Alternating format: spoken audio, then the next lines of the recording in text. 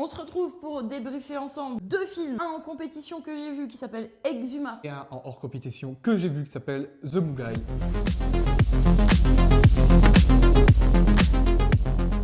C'est parti, on démarre avec The Mugai. Réalisé par John Bell, c'est comme pour Hells, un premier film et également adapté d'un court-métrage du réalisateur. On m'a rappelé un peu le cinéma de Jordan Peele parce que ça traite aussi de questions raciales, sur les noirs, etc. C'est un film de quel pays? Sur feu. Je voulais pas te piéger, je voulais juste savoir en fait. Un film australien donc. Exactement. L'histoire est très bonne, c'est très original. On a aussi un petit peu un rapport mère-fille, mère adoptive, tout ça. C'est efficace. Quelle note tu lui mets sur 5?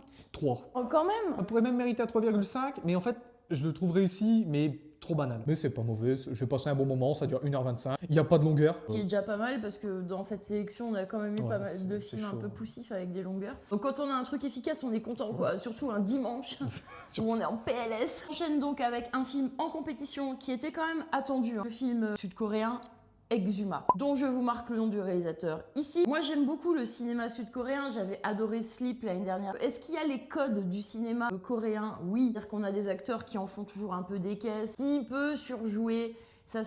On n'aime pas trop. Ça va encore dans Exhuma. Ce qui porte vraiment le film, c'est donc on est sur une histoire de fantôme sur fond de chevaliers sud-coréens, japonais vont se réincarner après exhumation. En fait, donc tu parlais de folk horror. Bah là, on est complètement dans le folklore. On est dans un film horrifique dans le folklore sud-coréen. Et donc, il y a une histoire de chaman, des histoires de sorts, il y a des histoires de tatouages, plein d'éléments très cool. Alors après, c'est un format un peu plus massif puisqu'il dure 2h20. Globalement, ça passe bien. C'est pas aussi abouti que Présence, mais pour moi, c'est quand même un film où tu sens qu'il y a de l'expérience derrière. Rien n'est laissé au hasard dans Exhuma, c'est super bien ficelé et ça met peut-être 30-40 minutes à décoller. Et une fois que vous êtes dedans, bam bam bam bam bam bam jusqu'au bout quoi, voilà.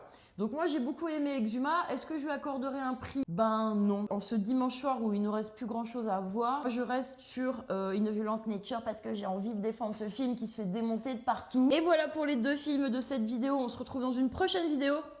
Salut. Ciao.